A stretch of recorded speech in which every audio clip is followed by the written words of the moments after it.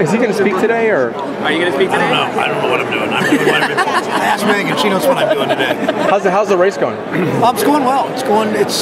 Voters are going to make the contrast on auto rescue, collective bargaining rights, society on, and I'm feeling good about it. How do you think about your opponent, Josh Mandel? I mean, is he considered a Tea Party candidate? He's a Tea Party guy that's partisan and has run nasty campaigns. He's not doing his job that he was elected to, but he has a reputation. Is he state treasurer? State treasurer.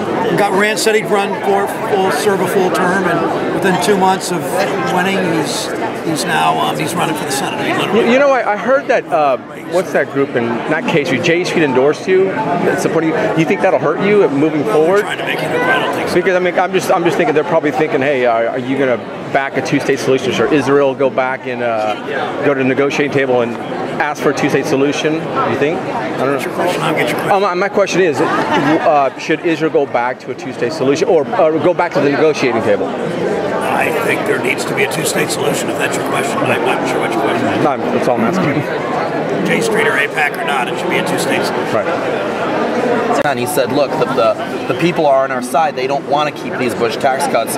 It's just that the Senate won't budge. In other words, Congress is out of touch with America. Where's the outrage among Democrats in the Beltway saying the people are on our side and yet we, quote unquote, don't have the votes? How do we change that? We change it by electing more progressive Democrats to the Senate. But we do. But we work our butts off. I know you do, and I appreciate. We work our butts off to get a lot of good progressive Democrats elected, and I'm not saying you're part of the problem, because you are one of the best senators out there, and I think that you've been really fighting the good fight a lot of ways. It's just too many of your colleagues. But you know, but in their defense, yeah, they've got Harry Reid on their side now on filibuster reform. Speaking of your colleagues, yeah, but he should have been there in January. I mean, I talked to Mark. Because I talked to Mark Udall 2 years ago, or Mark, the guy from, the one from New Mexico. Tom, a couple years ago at Netroots, talking about how we needed to get filibuster reform. And I said, why didn't you guys do that in January of '09? And he said, well, all the Democrats told us, well, once Al Franken gets seated, we'll get 60 votes. And no, it wasn't really good. I mean, it was also, I don't know what Tom told you, but it was pretty clear that there are some, the Republicans are going to, there's several reasons. One, Republicans would have said no. Yeah. Democrats, there's enough traditional Democrats that believe that one senator or a handful of senators should have that ability to have a bigger impact. Yeah. And third, that some Democrats are afraid if Republicans take the majority that we want to be able to stop really bad things. I mean, there are all those working cross currents that affect this. But when Harry Reid said that the Republicans have made 60 the new 51, and that the problem with healthcare reform, we had 60 votes for a long time. The problem wasn't really Republicans; it was Blanche Lincoln and Mary Landrieu. So we didn't have 60. No, I mean that's the thing. Is that to me, do you ever see Olympia Snowe and Susan Collins, when the Republicans control the Senate, filibuster anything? They might vote against Republican legislation.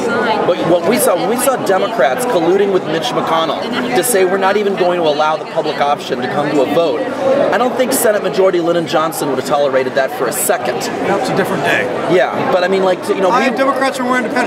But we work our butts off to elect these Democrats, and then we get undercut by Democrats.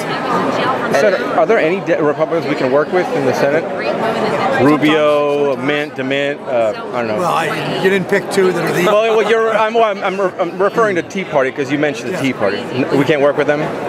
Some things. I mean, I worked with Sam Brownback on something that had a big impact in coming up with a cure for some of the worst diseases in the developing world.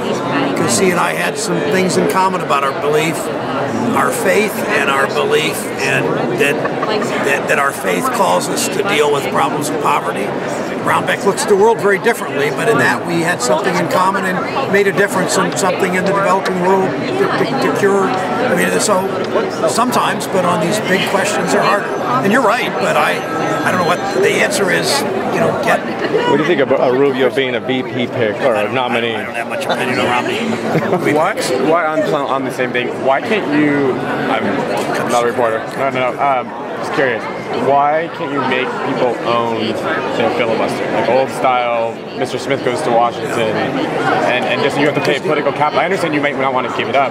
We want to stop bad shit if they take it. Well, right? no, I know, because the first thing you got to do is get a bill on the floor. If the majority leader says, I want to bring it up, they object. So the only way to, well, they don't even filibuster. They just say, we object to bring it up. So the only way to bring it up is to get 60 votes at that point. We want to flip it, so they've got to get 41. That's one of the things we'd like to do. If they have to get 41, it's very different from our having to get 60. Yeah. Because if there's absences, or they have to stay there when it's called for a vote. Yes. And the way it is now, we all have to be there, we all have to vote, and we can't lose anybody when we had 60. Sure. And if it's 41, they've got to vote, they've got to show up, they've got to all vote no, and they've got to be there all the time because we can bring it up at any time. That's how we want to flip the filibuster. It's a Jimmy Stewart, Mr. Smith goes to Washington never really was what it was. Bernie Sanders did that on the Bush tax cuts. It just meant he talked for 9 hours. I know, but then nothing happened. So it was great. No, but I mean, you have to pay that political price though instead of that's right. That's right. And you got to bring attention. I mean, it means some all-night sessions. I mean, so we did a little bit of that in Iraq, the Iraq War in 07, 08. It had a little impact, but it wasn't long term. Well, we'll see. All right. Thank you.